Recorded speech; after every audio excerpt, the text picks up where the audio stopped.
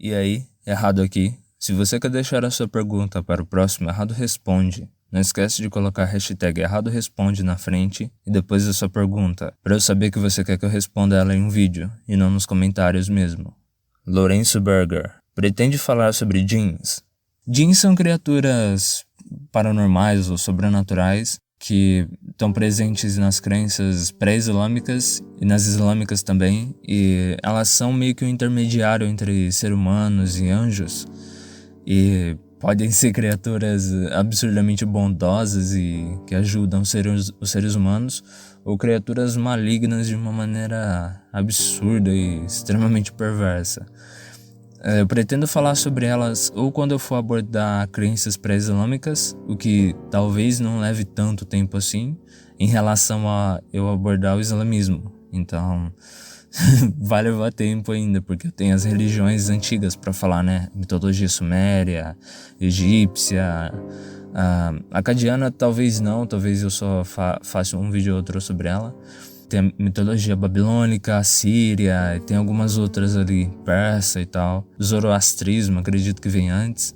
Então vai levar um tempinho, mas eu pretendo falar sobre eles sim, são extremamente interessantes. Eu lembro que fazem anos que as pessoas me pedem e eu nunca faço. Lobo da Meia-Noite, você pretende fazer algum vídeo sobre Anunnakis? Pretendo sim, e felizmente estudando mitologia suméria eu aprendi bastante sobre os Anunnaki, ou deuses Anuna, como também são chamados. É extremamente interessante, eles são os filhos do deus An e os deuses mais importantes da mitologia suméria, então definitivamente eu vou fazer um vídeo sobre eles. É um tema muito legal.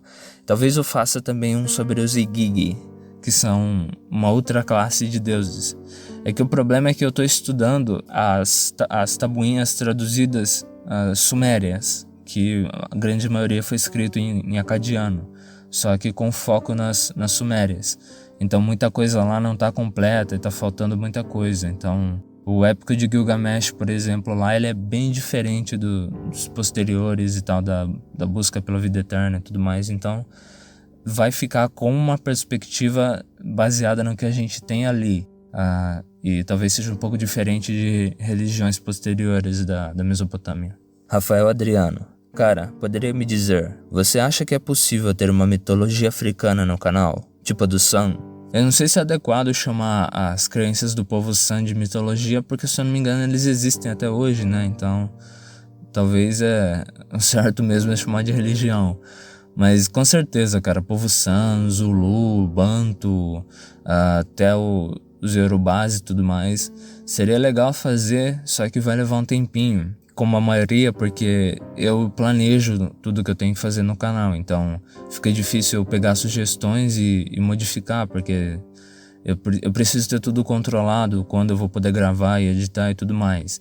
Então, começar um projeto para falar sobre mitologia africana é algo que demanda bastante planejamento e tempo de estudo, né? Então, vai levar um tempinho. Eu tenho muitas religiões antigas para falar, tipo a própria Suméria. Então, até eu entrar em algumas um pouco mais recentes, eu não sei se a do povo San foi escrita, quando ela foi escrita, quer dizer, mas vai levar um tempinho, cara.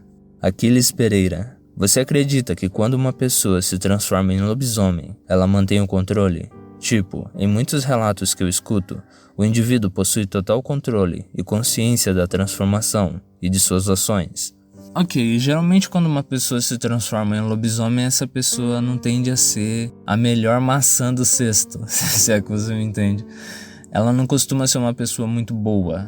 A transformação de lobisomem está comumente associado com certas perversões de caráter. Então, tudo bem, essa pessoa manterá o controle, só que em vida ela gera uma pessoa agressiva, com tendências criminosas, por assim dizer. Então, na forma de lobisomem, ela vai continuar sendo essa pessoa, com o diferencial que ela vai ter a capacidade física de causar o máximo de dano possível em tudo que ela encontra. Isso é um desenvolvimento recente na minha forma de pensar. Por que uma pessoa se transformaria em lobisomem? Realisticamente falando. Para que você quer esse poder? Para que você quer essa força? O que normalmente acontece nas lendas é as pessoas se transformam em lobisomens para fazer vítimas, ou para caçar, ou para matar outros seres humanos por algum motivo. Então, sempre que alguém vem nos meus vídeos perguntando, eu fico imaginando qual é a intenção dessa pessoa. Por que você quer se transformar em um lobisomem? Que tipo de vantagem isso traria? Então, ok, você pode manter o seu controle, mas qual que é a sua intenção? No fundo, profundamente falando, né? Porque na superfície você pode pensar que é interessante se transformar e virar o bichão e tudo mais, mas quando você se transforma, a gente não sabe que tipo de selvageria que sairia de você, então que se manifestaria. Então tudo bem, o controle continua seu, mas o que você realmente quer, o que a pessoa, não você necessariamente, mas o que a pessoa realmente quer, o que ela quer? Ela quer matar os outros, então vai ser o lobisomem clássico. Rian Santiago, você já pensou que se existem mesmo deuses, nenhum deles é imortal? Pois qualquer um pode ter a sua existência apagada pelo esquecimento dos fiéis, até porque muitas pessoas acreditam que a força de cada deus vem da fé de quem acredita neles. Você concorda com isso? Um livro que fala sobre isso é Entre Deuses e Monstros, de Lia Neiva.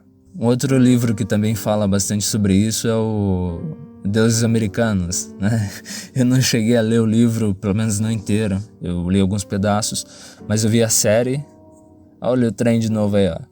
Mas eu vi a série e a ideia é essa, né? A partir do momento em que os fiéis esquecem dos deuses, os deuses perdem completamente o poder deles. A questão é o que dá esse poder para os deuses, né? Se é a crença dos fiéis ou se e ela mantém o poder deles, ou se a crença dos fiéis é só necessária para dar origem ao Deus, para fazer ele nascer, por assim dizer, e não manter ele. Porque se a ideia for que ele só é necessário que ele nasça, então ele vai ter alguns poderes e tudo mais, algumas influências, mas não vai depender dos fiéis, então ele vai poder manipular a situação para que ele continue tendo fiéis se ele quiser, ou seja esquecido e possa viver a vida tranquilamente. O que a gente vê muito, historicamente falando, são deuses que surgem a partir de governantes, ou pessoas sábias, ou de muita influência. Então, essa lógica faz sentido, porque essas pessoas elas são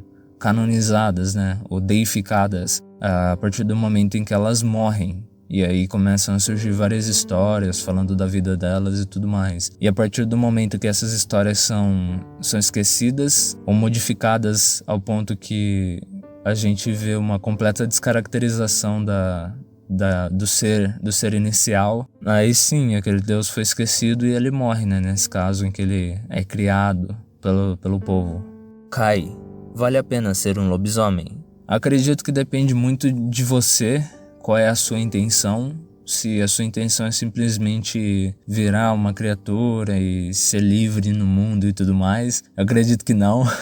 Dá pra trabalhar na vida humana pra fazer isso. Mas se você quer se transformar em uma criatura pra matar seres vivos e causar sofrimento para os outros, aí vale a pena ser um lobisomem. Do meu ponto de vista, uma pessoa só se transformaria em lobisomem para causar o mal para outras pessoas, pagar pelos pecados, ou para adquirir algumas substâncias que ela precisa para sobreviver, né? Como sangue e tudo mais. Então, como uma forma de diversão ou como uma maneira de entretenimento, eu acredito que não vale a pena, não. Diego, qual a sua opinião sobre sonhos premonitórios? Eu os tenho e vira e mexe, acordo assustado pensando, mano, se um maluco de 17 anos, assim como eu, aparecer com uma picape futurista, eu não entro, porque senão uma onça que vira moto vai morder meu joelho. Em geral, medo passa, depois que eu penso em probabilidades. Cara, de todos os relatos que eu já li sobre sonhos premonitórios, a grande maioria deles está relacionada com coisas banais, né? Uma pessoa, no sonho, ela arrancou um pouco de leite da geladeira, colocou no copo, e aí ela virou de um jeito estranho, bateu no copo e derrubou. Aí isso acontece algum tempo depois na vida, ou ela tá na sala de aula, por exemplo, e os professores fazem algumas perguntas em uma certa ordem, e aí acontece na vida real. Ou ela tá virando uma esquina, ela tá de carro, por exemplo, e no sonho um carro bate nela. E depois ela tá na mesma esquina, só que ao invés de virar com tudo, tá passando algum pedestre, por exemplo, e ela tem que parar, e aí passa um carro varadão, vum. se ela estivesse lá, matava ela, ou, sei lá, pelo menos batia no carro e tudo mais. Então, com relação a sonhos premonitórios, eles costumam ser mais banais, assim. E aí que a gente vê muita coisa relacionada a déjà vu. Então a pessoa sonha com o negócio ou com algo muito parecido e depois ela tem ela vê na vida real e ela tem esse déjà vu, essa sensação de que já viu, né? Já viu aquilo acontecer. Agora, esse teu sonho aí tá no mesmo nível dos sonhos que eu costumo ter, né? Umas paradas muito doidas. Uma onça que vira moto. Caraca, velho. Tem um desenho que isso acontece? Marcos Alves, qual a sua opinião sobre pactos com o diabo, etc? É realmente possível? Existe? Se uma criatura desse tipo existe, é algo que, claro, eu não posso falar, né? Depende muito da crença de cada pessoa. O que eu sei com relação a pactos com o diabo, normalmente eu acredito que começou a surgir essa ideia durante a Idade Média. E já existiam outros povos que tinham noções assim de pactos com entidades e tudo mais, mas com o diabo em específico eu acredito que foi nesse período. A noção que eu conheço é a noção mágica, não a noção religiosa. Então a noção mágica ela diz que esses espíritos demoníacos, né, esses espíritos inferiores, eles na verdade são seres, eles não são malignos em essência, eles são selvagens. Então, por exemplo, se você solta um leão por aí, ele vai matar a pessoa pra comer e tudo mais, ou se for um lobo, vai matar por diversão, hiena, cachorro do mato, esses bichos, eles matam às vezes por diversão, porque eles podem, porque é algo que eles gostam. Então não é necessariamente que eles são malignos, é um instinto, é uma selvageria que existe dentro deles. Então, de um ponto de vista mágico, a ideia seria domar por um certo tempo essas entidades e criar um acordo com elas, ou oferecer um acordo para elas, onde você faria certas coisas em troca de certos benefícios. A ideia normalmente é que o mago teria total controle desse tipo de acordo. Então, suponhamos que ele fala, eu vou queimar 10 incensos, vou colocar não sei o que ali na janela e tal, e em troca disso eu quero saber tal coisa, ou eu quero que você faça tal coisa. E aí os demônios que querem aquilo, que aceitam aquele preço, eles vão fazer tal coisa. Esse negócio de queimar incenso e tal é ablação, se eu não me engano. É ablação ou oblação, não lembro o nome. É sacrifício, basicamente, é oferenda. E de alguma maneira essa oferenda tem alguma importância, algum valor para esse tipo de entidade. É nesse nível o pacto, né? E aí vem aquela questão de círculos de proteção e rituais de purificação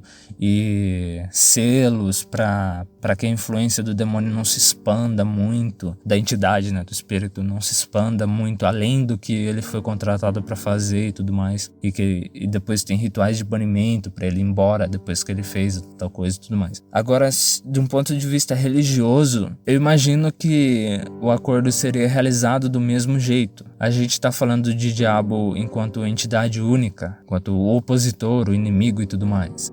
Ele realmente tem poder, não um poder sobrenatural, mas um poder paranormal, semelhante à magia e tudo mais. Ele consegue provocar maravilhas paranormais, né? E fazer com que certas coisas aconteçam que naturalmente, baseadas nas leis físicas, elas não costumam acontecer. De um ponto de vista religioso, que nem eu falei, eu não sei como que isso realmente funcionaria. Acredito que o foco mesmo seria realizar algum ritual mágico para você poder controlar, ou pelo menos ceifar uma parte da capacidade desse tipo de entidade para promover alguma ação no mundo. Seja ela uma ação boa ou uma ação ruim. Normalmente, quando eu vejo pessoas falando de pactos com o diabo, são ações ruins, né? Como se transformar em lobisomem, por exemplo, que é, como eu falei antes, geralmente é algo feito por pessoas ruins que querem promover o mal no mundo. O interessante é que se você quer fazer algo bom, você pode fazer pacto com Deus, ou com anjos até, existem rituais para isso. Então,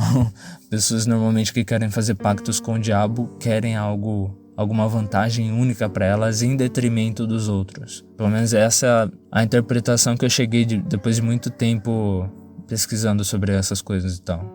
Samuel Quevedo Garcia. A oração do lobisomem, do livro da condição e de um lobisomem, tem que ser feito na lua cheia e a oração tem que ser decorado. Eu acredito que ele estava falando do livro das condições dos lobisomens. Não foi um livro que eu consegui ler ainda, não tive tempo para ler, mas eu conheço ele. Em via de regra, rituais não são só feitiços, né? Eles têm todo um processo de purificação, de coleta de materiais, todo um processo longo. Então não é só você falar algumas palavras. Eu não vou explicar rituais em específico, entrar em detalhes e explicar cada coisinha que normalmente é feita em rituais e partes que são importantes, porque pelo menos não em um vídeo completo. Eu fiz isso, né, agora terça, no meu vídeo sobre magia, onde eu expliquei como geralmente é o esqueleto de ritos de magia, mas eu nunca vou fazer um vídeo explicando passo a passo como se faz um ritual. Eu fiz um explicando feitiços de lobisomem, mas passo a passo eu nunca vou fazer um vídeo falando não, até porque eu não estudo magia nesse nível e eu não entendo magia de maneira muito profunda, então é algo que demanda muito tempo de pesquisa e muitos anos de prática para se falar de maneira profunda mesmo. Considerando, claro, que magia talvez não seja aquela do Harry Potter que a gente conhece, mas uma magia mais subliminar, uma magia psicológica, mental ou espiritual, nesse nível mais não tão explícito, né? Mais implícito. Mas é isso aí, o Galo cantou o tempo todo, mas esse foi o Errado Responde dessa semana. Espero que vocês tenham gostado e até semana que vem. Eu sou o Errado, e esse é o Erro do Mundo. Adeus.